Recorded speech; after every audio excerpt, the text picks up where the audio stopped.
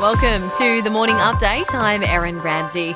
Prime Minister Scott Morrison says the free trade agreement negotiated with the UK is the right deal for both countries. The agreement will eventually give farmers greater access to UK markets, but most tariffs will take 8 to 15 years to be fully removed. Mr Morrison says it's an important first step and part of a much wider partnership with the UK. This is a foundational partnership for Australia, as it is for the UK.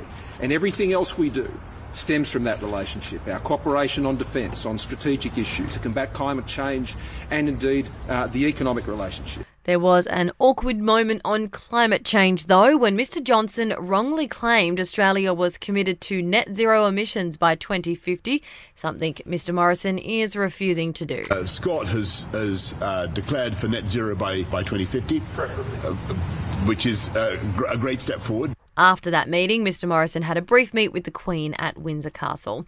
Senior government ministers have met to discuss a possible further easing of COVID restrictions in Melbourne. It's understood the 25-kilometre travel limit, outdoor mask mandate and home gatherings are among the restrictions up for discussion. Proposed changes are expected to be put to a cabinet meeting this morning. Meanwhile, 2 new cases emerged yesterday and are linked to a cluster at a South Bank apartment complex along Wells Street. And a Tamil asylum-seeker family from Queensland has now reunited in Perth. The mother, father and 2 Australian-born daughters have been in detention on Christmas Island for several years.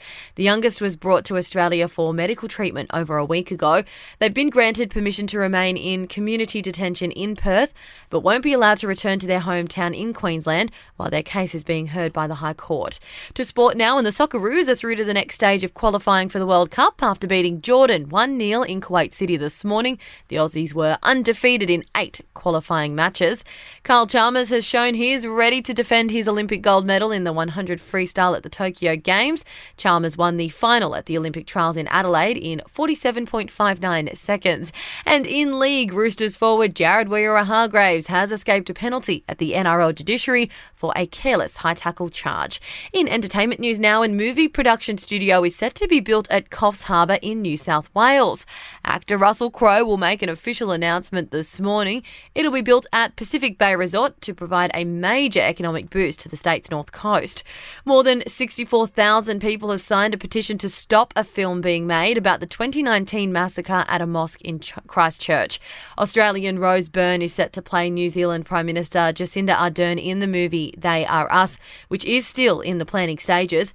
It's just over 2 years since the tragedy. Critics say the events are far too raw to be the subject of a film.